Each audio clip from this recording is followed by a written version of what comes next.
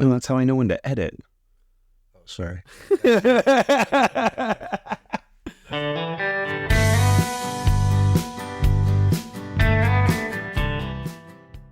All right, welcome back to the Field and Faith podcast. We have an amazing guest with us today. Joined with me, as always, is Luke. But we've had some technical difficulties this morning, and we are running on only one microphone, so we are snuggled on the couch, about ready to do this podcast. But joining me is Mr. Chad Salsbury, so we're really excited to have him. And we're going to do a continuation as we're unmasking addictions, and we're just going to get into Chad's story here, kind of dealing with life, dealing with the first ever onsite of addictions that has kind of perpetuated, and just talk about how that impacts our daily life. So welcome, Chad, and why don't you just kind of get started with us, because you've listened to the past few episodes, and you just kind of want to share some thoughts on that. Thank you guys for having me. Super stoked to be here with you guys doing this podcast. I listened to the previous podcast on pornography with Zach, and that was really good. There was a lot of really good stuff there. I thought Zach did a really good job in just kind of, sharing some of his struggles and his story, and just, there was a lot of good stuff to really think about. I think that, pornography, that's the Goliath. That is the Goliath, sin. I believe that's the big one. For me, that was kind of like the first, I think we can call it a drug, because it kind of, it pretty much does in your brain, has similar effects to, what heroin can do in your brain, literally. So for me, as like an 8-year-old kid, going to my buddy's house and in his garage, a stack of Playboys 3 feet high, all of a sudden you're just this innocent kid, and then you're looking at these magazines, and, for me, that was kind of the first, experience with that. And it's just a tough one because, obviously that struggle continues, you get into that at a really young age, and then, obviously what it's doing to your brain, kind of starts to take effect and become a problem. And then it's, you start struggling with that at a very young age, and it's a tough one. Yeah. And I think like the thing with this totally is the idea, of course, that nobody ever like taught us when we were younger about like brain development and addiction or anything along those lines. And so we're thinking this is an innocent thing. It was given to you or given to me, I know, from my older brother. And that exposure to it was like, oh, well, if he's doing it, it must be okay.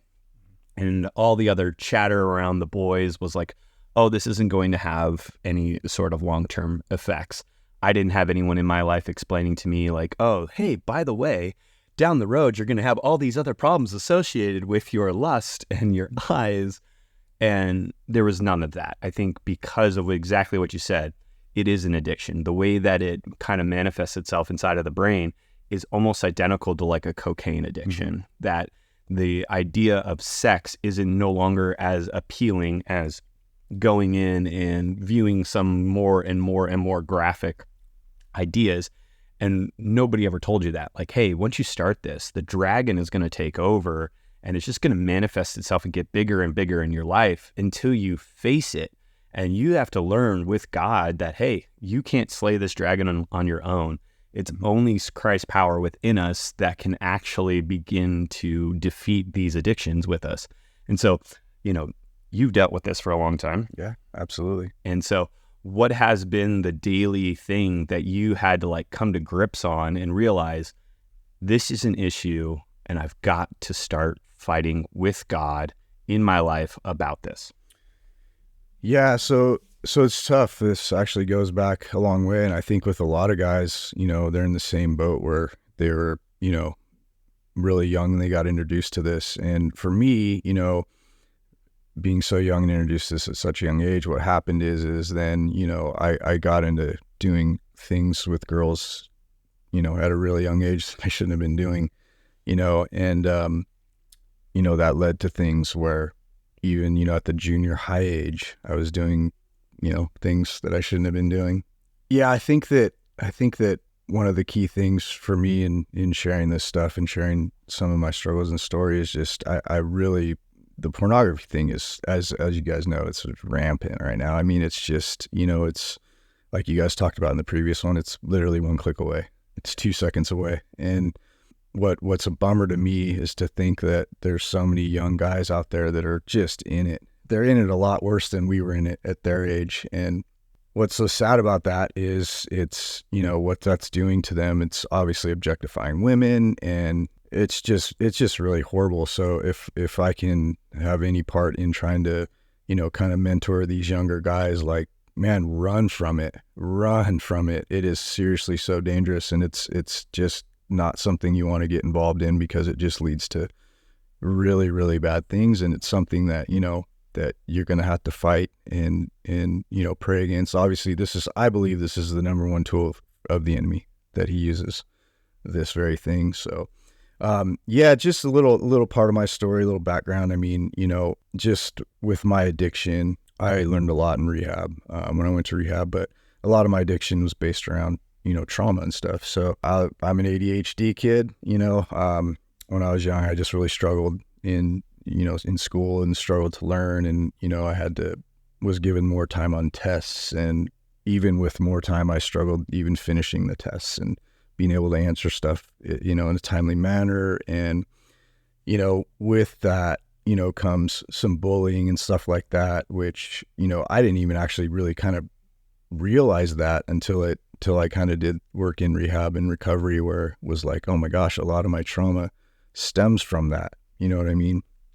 And, you know, obviously as a kid, well, so basically what happened with that is, you know, I struggled in school and I struggled to learn, and you're kind of like the slow, stupid kid, right?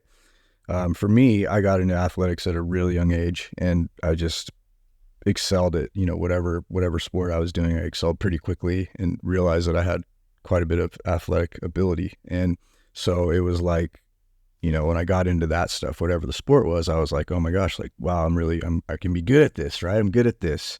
And, I'm excelling at this, and I'm one of the, you know, the top guys or whatever. So then I took on like, okay, well, I struggle academically and in school, but I'm really good at this or that, you know. And I would kind of take that, turned into kind of a like, okay, I'm going to be the best at this, you know, because then, you know, I'm not the slow, stupid kid, right?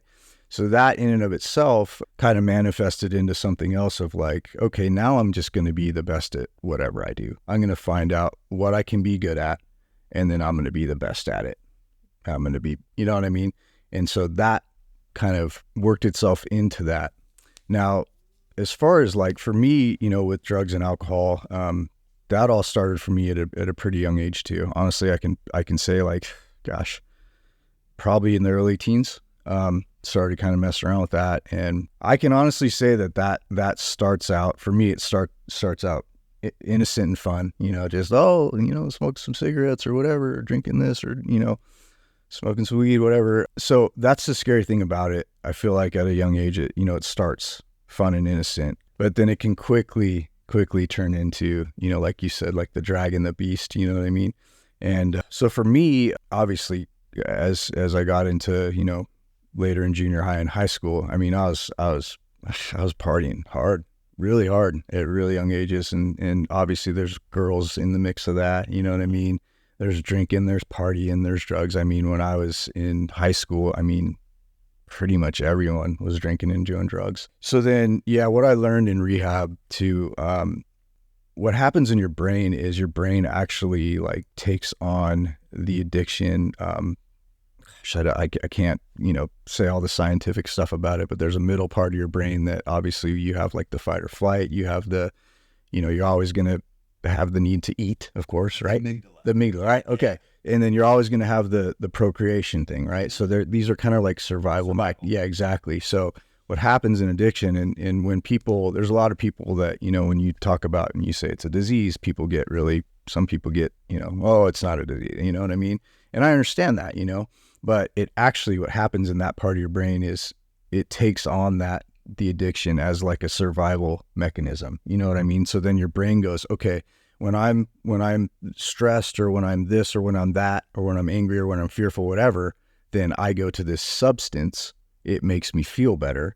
And then over time, then your brain goes, okay, this is a survival thing, right? So when I'm this, I do this, and it makes me feel better. So the thing is that once that happens in your brain, really doesn't heal. It's kind of always there, right? So yeah, for me, it was, I got into, the extreme sports too, really young. I was a skater kid, BMX, all the stuff, snowboarding, skateboarding, you name it. I did all that stuff. And as you grow and as you kind of progress in that, I did motocross, freestyle motocross. The crew that you get involved with in that, at least in my younger age in junior high and high school, was a crazy crew. I mean, not only were you doing the extreme stuff and pushing the envelope, like pushing the limit, you're partying too. So now you're partying hard there. Those addictions are forming and you're doing crazy stuff. You're doing extreme crazy stuff like the freestyle motocross stuff that we got into. I mean, you're just constantly pushing the envelope.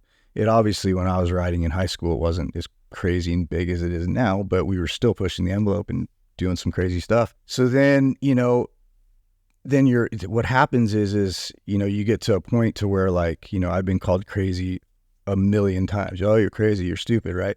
So you get to this point to where you need the bigger thing. You need the farther thing, the faster thing. You need the bigger drug, the bigger high, the bigger this, the bigger that. Next thing you know, you're walking around going, being sober sucks. It's boring. Like, I need something big to get me going. Because unless I have something big, I'm just kind of like, you know what I mean? So that's a big thing for me. But in my recovery and in the past few years, I've obviously, first and foremost, 100% I give credit to Jesus Christ for my, healing, my recovering, him making aware all this stuff in me. And without him in my life, I to be honest, it's a miracle that I'm sitting here talking to you guys, right? Without him in my life, I think I would be dead or in jail. So I'm so grateful because he, is continuing to heal me and deliver me. But we're talking, 30 plus years of living this way. You know what I mean? And it's really hard. That's why, I'm so I really love kind of mentoring the young guys and going, and guys and gals, and going, guys, this is, when I was young and I would hear people talk, sometimes it would be like, oh, wow, but it just kind of goes in one ear and out the other. You're young, you think you know everything. You think, oh, this doesn't happen to me, right? But I'm just so big on gosh, guys, this is a real thing. This is a scary thing. And what this can lead to and the things that you're capable of doing when you're addicted to drugs and alcohol, you would never think you were capable of doing. I'm not going to go into some of the stuff I've done, but it's crazy. And I think that's one of the things that I just really am passionate about with these young guys and gals going, man, the drinking, the opiates, oh my gosh, the opiate thing is just out of control. That was something that was big for me because I got injured a lot in all my extreme sports. And so, I became addicted to painkillers when I was a sophomore in high school, and at that time it was different. Doctors were just going, here you go. Yeah. Here's 150 pills for a month, and then, obviously I'm grateful that there's a lot of restrictions on it now, but back when I was young, man, it was like, here you go, kid. Here you go. Yep. Here you go. And with that, as you know, with the opiates and the oxy and all that stuff, you build up a tolerance. So you need more, you need more. Then you're combining that stuff with alcohol. So then you're taking high milligram doses of opiates and you're drinking. And then you got a whole other thing going on. So, man, one thing I actually want to say, Chad, is watching you over the past year. Obviously, I haven't spent a lot of time with you over the last 6 months, but over the last couple of years, man, to see just the change in you alone, dude, is so freaking amazing. Because like a year ago, maybe a year and a half ago, watching you start this process and just watching the anger and the frustration come out of you, dude. And now watching you sit here and talk with a level of peace and comfort is pretty dang amazing, man. But one of the real reasons why I wanted you on here today is really the idea of the struggle with addiction on a day-to-day basis, man. Because I know myself, I've dealt with multiple addictions over my life. I've, surprisingly enough, when I quit smoking, I quit cold turkey. I still get cravings, but it's like every 2 years I get a craving. It's been, 15 years now I quit smoking. Now with alcohol, it's been 3 months. I've had one or two, but it's only popped up when really stressful, crazy situations that popped up, but it's been pretty minimal for the most part, man. And even like, right, video games, I can easily like, I want to play video games. Yeah, it's fun and all that kind of stuff, but it's still an addiction because I can sit there and play it for 14, 16 straight hours and not care about the world. So that's not something that I personally deal with the addiction aspects of like getting the cravings and the urges and the needs to do it all the time. And I literally think it's only by God's grace that I am like this, because if I wasn't, I would lose my mind and be angry all the time. And I think that's kind of a place where you were at, was dealing with it on a day-to-day, and just the frustration that comes along with it and the personal stuff going on, man, and that's just something I'd love for you to share, is like, how do you deal with this on a day-to-day? Because I think it's probably more regular for people, especially when you're with alcohol and cigarettes and opioids and that kind of stuff. It changes your chemistry in your body to a point where it becomes a craving like sugar, right? Like your body physically needs it. So if you could share just some of the struggles that you deal with on a day-to-day, how you deal with them, some of the things that really kind of is the hard part of it. Yeah, for sure. Well, thanks for that, Luke. I appreciate that. And yeah, you guys have kind of been in it with me for the past, few years, and kind of seen the struggles and the emotions and yeah, like you said, the anger, and of course, all credit to God, for the deliverance. I think it really takes, when you're struggling with addiction, first and foremost, of course, they always tell you like the first step is obviously recognizing that you have a problem, and that's first and foremost. And for many, many, many years of my addiction, I would either like justify it, like, oh, I've had back surgery. I've broken, I think, 9 bones in my body, 4 of them in my face at one time. And you justify, oh, well, I have this. Well, I have this back issue, so I can take these painkillers. I'm getting them legally, so it's cool, or you justify it, or, or you lie to yourself. No, I'm good. I'm not doing this, and I'm not doing that. So, I had a period where I didn't drink for 10 years. I have 2 daughters. When I had my first daughter, it was like, okay, I got to get my stuff together. But I was doing other stuff. I was doing, opiates and stuff like that. So that is kind of the first step of just getting real with yourself and going, I've got a problem. And it sucks. It sucks. It's hard and it's humiliating, and you have to humble yourself and just kind of wake up and go, okay, I'm an addict. You know what I mean? So I think another thing too, that before I jump into that, the daily struggle, addiction's crazy. I mean, you can be addicted to things that are good too. You know what I mean? So this is what's hard, because, as a recovering addict, I can easily fall into like, okay, well then I'm going to take my addictive personality and I'm going to put it into this. Well, this is good. For me, I can go crazy in the gym. So when I'm clean, obviously I've been clean. I think I had my year, September 21st was a year. And, for the past probably 4 or 5 months, I've really just been like, all right, I'm clean. So I'm going to go all into health, working out, fitness, right? But see, the thing is, there is like, you got to be careful there, because then that can become an addiction. Then I find myself going, all right, dude, I'm going to just get jacked. I'm going to be this, I'm going to that. And I think my point there is like, obviously health and fitness is a great thing. You know what I mean? That's an awesome thing. But we also have to be careful too of going like, okay, this can't be too high. I can't put too much thought and time into this. I have to balance this out, just like anything. And obviously, like, they drank wine in the Bible, right? Like, Jesus' first public miracle was turning water into wine at the celebration. So I think that there's plenty. Obviously, I'm not saying that, alcohol is bad. Like, I think that people can drink and drink responsibly and be okay with that. So I think with whatever the thing is you just have to check yourself and obviously go like, okay, is this becoming an addiction? Even if it's a good thing, am I putting too much thought and time into this? Is this kind of mastering me? Because I don't want to be mastered by anything. You know what I mean? So that's for me is something in this whole recovery stage and in this daily thing where I have to go, okay, like, yes, be into this. Yes, go all in. As an addict, as you guys know, I'm all or nothing. There's no in between. I'm either 100% in or I'm out. There's no like middle ground. I would say even more, you're 200% in. 200% in and 200% out. And they tell you, in rehab and stuff, you learn that's kind of not really a good thing. But I also think that, you know, I try to view it as, okay, well, whatever I'm doing, you know, I'm a business owner, I'm a husband, I'm a father, I'm a friend, a brother in Christ. Like I want to be all in. I want to give it all.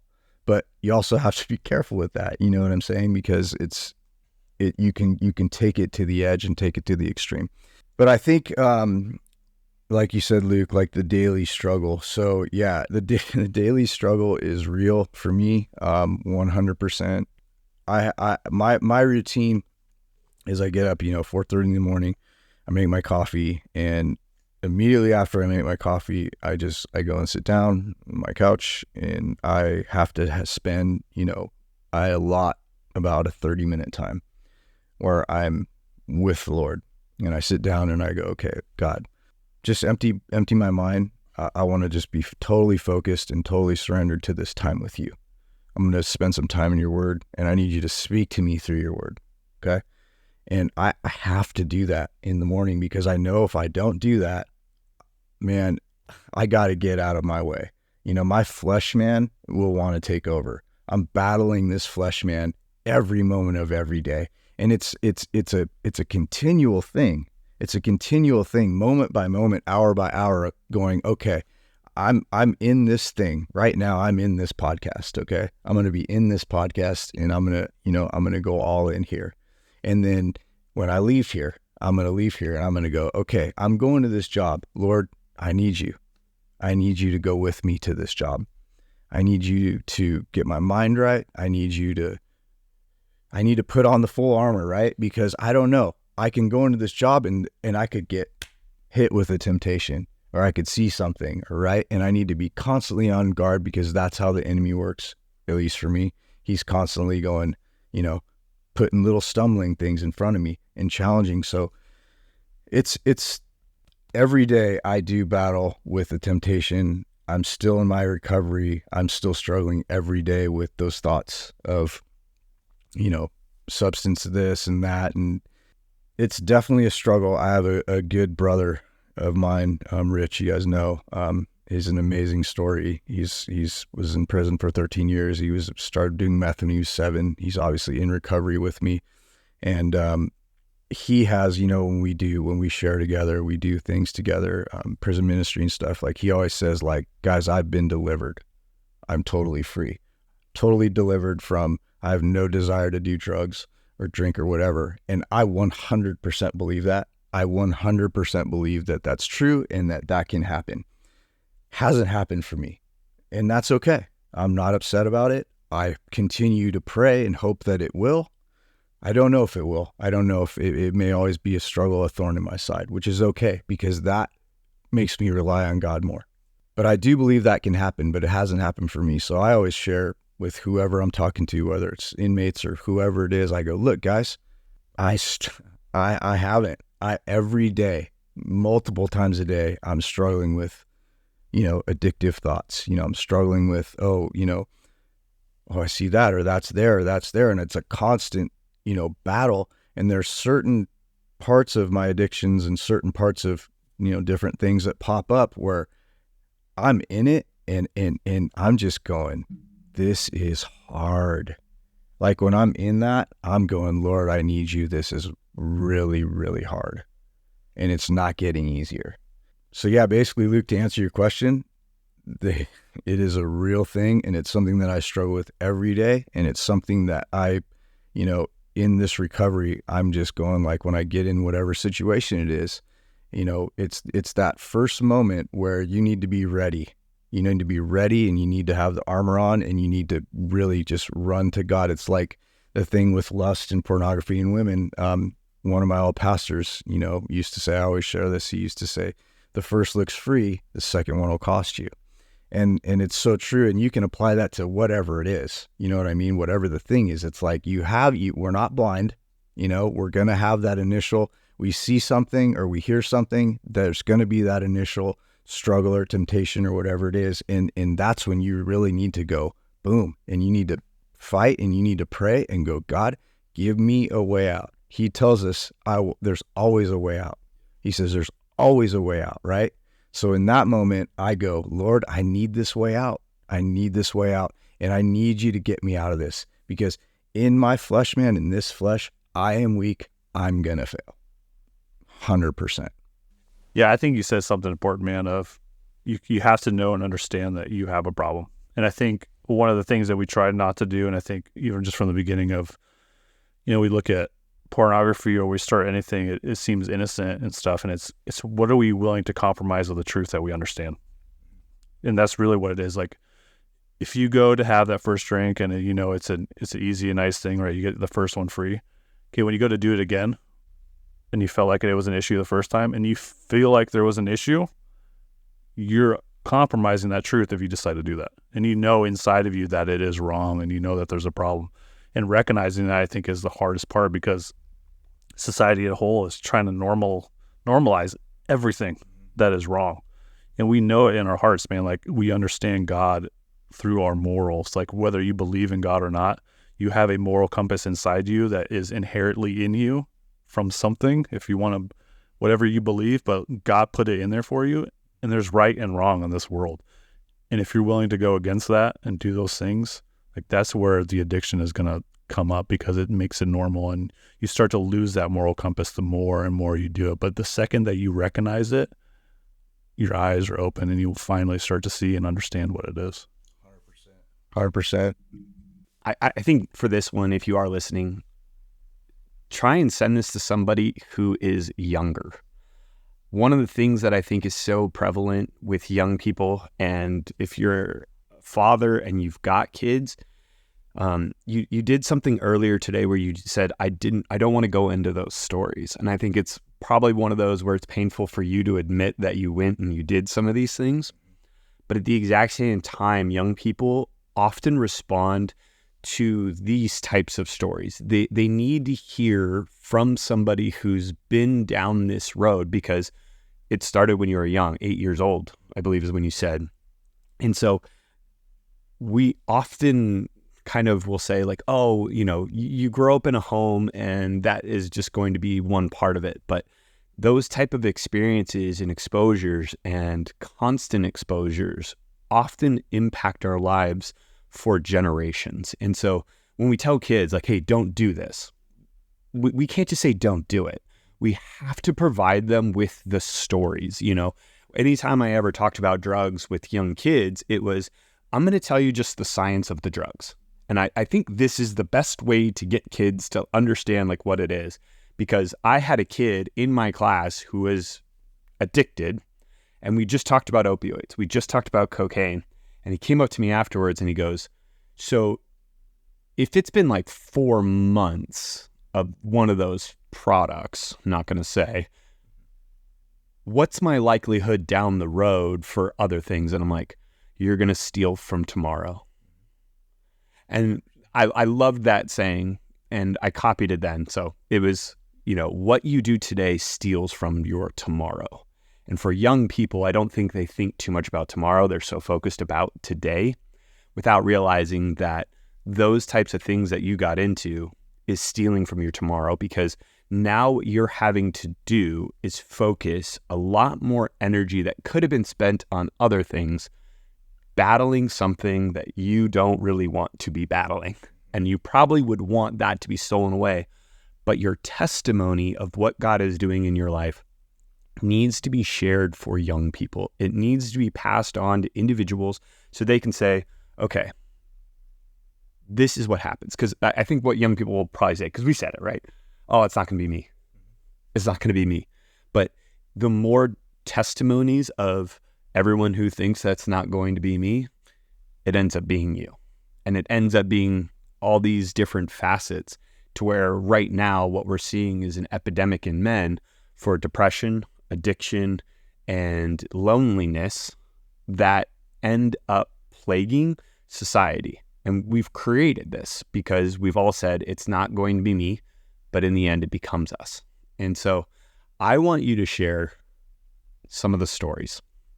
And for a young person, because I might even clip these out and just say, like, send this off to somebody, because what are the things that you thought would never happen to you that you ended up doing?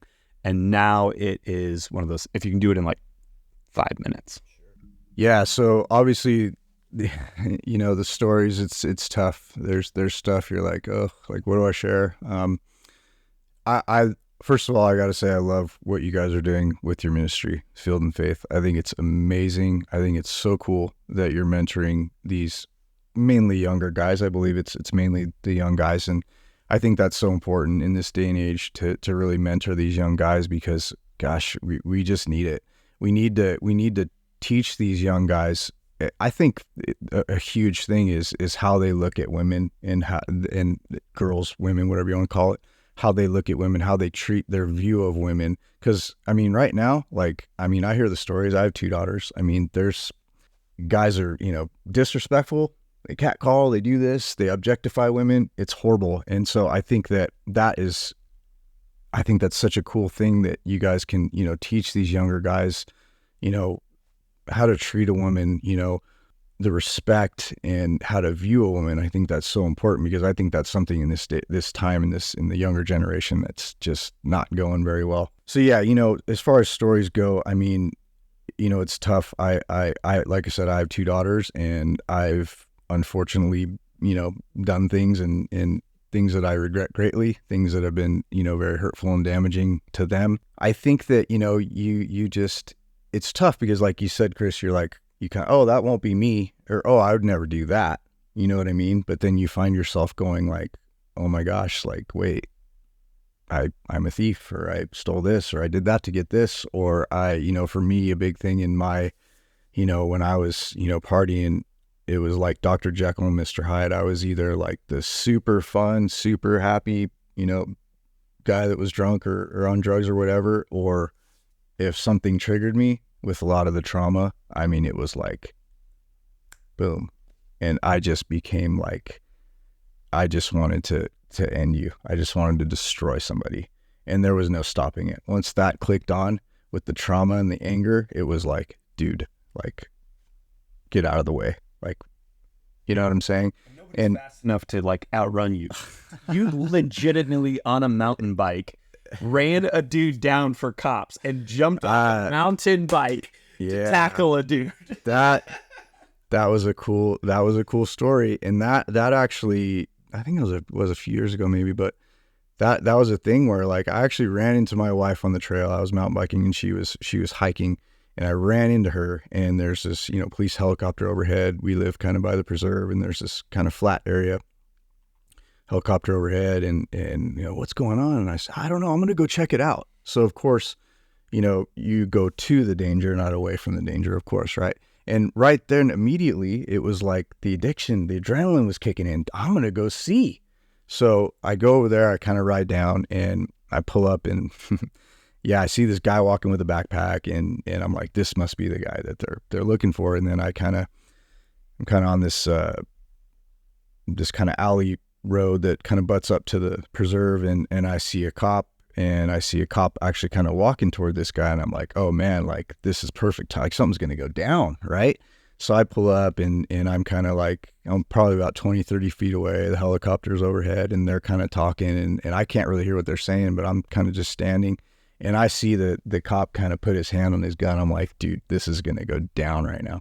So of course I go to I'm going to record this. So I literally go to pull my phone out, and as I'm pulling it up to hit record, they're dancing, they're rumbling. And I'm like, so immediately in my mind was like, let's go, let's help him out. Right. So I jump off the bike, I'm sprinting over there, and kind of like in the time that I'm sprinting over there, they kind of got up and the dude started running, but I was already in full sprint. So right when I kind of got to them, the cop kind of dove for the guy's feet, and I dove in too. I kind of was on top of him, and I put my knee on his back, and the cop had his legs, and I didn't know, man, the helicopter, I'm like, is this cool? Like, is this okay? To the cop, and he's like, yeah, hold him. And then about 10 seconds later, it literally felt like the helicopter was landing like on top of us. Like it was dust. You couldn't see your hand in front of your face. And then I literally remember feeling and hearing these like footsteps. You could tell it was like this guy's wearing boots or something. It was one of the pilots jumped out of the helicopter, came in, slammed on the dude, and it was crazy, lots of expletives. And And I jumped back and I said, "You guys good?" And they said, "Yeah, man, thanks for your help." They cuffed this guy and I was kind of on my way. Dude, I was like on a high for like a week. Literally. I share this story and I'm like riding home just going, "That was amazing." Ah! Like I was just, and that was that thing. You need that high, and you don't think, my wife was like, "What if the guy would have had a gun?" And I'm like, I didn't think about that, But anyways, back to stories. I mean, man, I was a good kid. I also want to share that, like, I wasn't just this, destructive, like, drug addict causing trouble. I mean, I was a good kid. I really tried to do good in school. My parents taught me right. I tried to, be a Christ follower and do the right thing. And, I did good in sports, and what I put my mind to, I was good and successful in. But, I never thought I wasn't like a fighter. I didn't fight. I wasn't a, this kind of tough, rough kid that fought. I was a, kind of like a mama's boy, when I was young. And then I got to, a certain point in life where I was living in the mountains, and I had a moment where I just snapped. I had a kid, gosh, it was probably 6th or 7th grade, a kid that would bully me, walking to and from the bus stop every day. And, he'd pull my backpack and do all this stuff. And, I'm at that point, I was this good kid and, trying to just like, "Okay, man, I just want to, be accepted. I want to have friends in a new place." And I remember we were actually in front of his house and something snapped in my brain. And, with ADHD and all that, you have a really short fuse, and literally something chemically happens in your brain.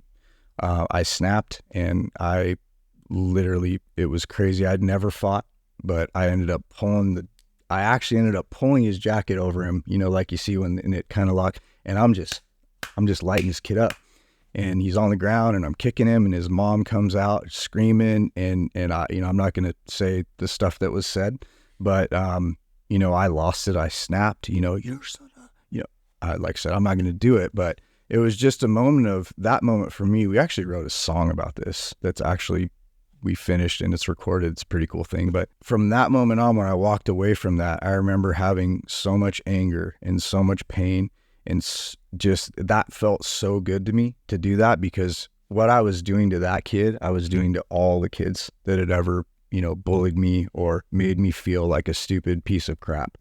And I remember walking home going, "Okay, this is what I'm going to do. If anyone from this moment on, anybody goes here, I'm going there."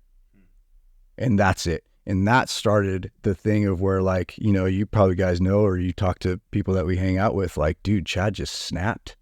He just went dark. And that's where that comes from. And that's a lot of the trauma that I've had to work through and go like, okay, dude, like, heal. Like, I've had to heal from that stuff. And yeah, I think that's been a big thing for me. But yeah, I've done things that I never would have thought I would have been able to do, certain fights and certain things. And, in right around 2000 in San Diego, I got charged with assault and battery, and ended up, evading the cops, and basically they got my number somehow. And the next day basically said, like, if you don't come turn yourself in, like, it's going to be bad for you. So I turned myself in, and, thankfully, this is, long story short, I started doing work in counseling and started going to AA and therapy and stuff like that. And thankfully, when my court date came around, it was a felony charge, assault and battery. And the judge had mercy on me, had leniency on me, and he dropped it to a misdemeanor, and I was on very strict probation for 2 years. So that's probably the big one for me. Like, I never, ever would have thought that I would, be arrested with the felony charge. You know what I mean? And that, when that incident took place, I was highly, highly intoxicated. So I think that, back to your question, with the younger guys, gals, like, my thing is, like, whenever I talk to the younger crew, I'm like, guys, you guys are young. You're starting out. You're right there. Please listen to this. This is real. Don't let this go in one ear and out the other. You don't want to go down this road. You do not want to go down this road. This is a very, very dangerous, dark road that can lead to suicide, can lead to criminal, can lead to prison or death. That's what this is going to lead to. If you go down this road and you get deep in it, like I was, pretty much what the outcome is suicide, jail, or death. And you're going to hurt a lot of people along the way. A lot of people are going to get hurt real bad, including you. Run from it. Man, thanks for sharing. I'm going to close this out today. There's some you brought up in the beginning, and then you just said it again. Acceptance, and I think there's a lot of reasons why we fall into addictions, and I think it all starts with we're looking to be accepted. Right at the end of the day, we rely so heavily on like human acceptance. Right, our Father is kind of that first starter of who's going to accept us and love us unconditionally, and I think that's kind of what of the addictions follow, because, right, hey, you fall into pornography because you're afraid of failure. You're afraid that you're going to get told no by a woman. You're afraid they're not going to meet the expectations and all these other things. So you fall into that because you're going to get accepted by this inanimate object of, I can watch this video and I feel accepted, right? I'm going to do this adrenaline junkie thing because it makes me feel good about myself, and it's accepting my feelings of I'm good at this, or I can become the best and working out at this. Like it all builds up that thing of I need to be accepted and unconditionally loved by something, but we want to be unconditionally loved by God. And that's kind of the piece that's missing, right? We're all looking to be unconditionally loved. And it's like, what are you going to give to allow it to love you? And I think that's where the addiction lies, because it's like, this makes me feel good. Yeah, it might only be for a day or a week, a month, a couple hours, 5 seconds. That's kind of what we're all looking for, man. So thanks for sharing today. And I think our outdoor story, that cop story, is pretty awesome. And we don't even need to share an outdoor story today. So yeah, he was hunting criminals. So yeah, I'll give him that. He was on a mountain bike doing his thing. So one quick thing too, if you guys don't mind. I think, like you said, man, I think that, the Lord Jesus Christ, I mean, he tells us obviously in the word that you have complete and total peace and joy and contentment in me alone, and so that's another thing I share too with, like, gosh, you guys don't need that stuff. I don't need drugs. I don't need alcohol. I don't need the crazy extreme stuff. I don't need this or that. I don't need a person or a thing to make me feel good or make me feel accepted. All I need is Jesus. All I need is his love. And all I need to do is submit and surrender to him and his will. And I will have, he promises, that perfect peace that passes understanding. Amen, dude. Well, thanks everybody for joining us today on our podcast. If you like what you're hearing, follow along, share it with your friends. If you want to learn more about Field and Faith and what we do as a nonprofit, go to our website, fieldfaith.org.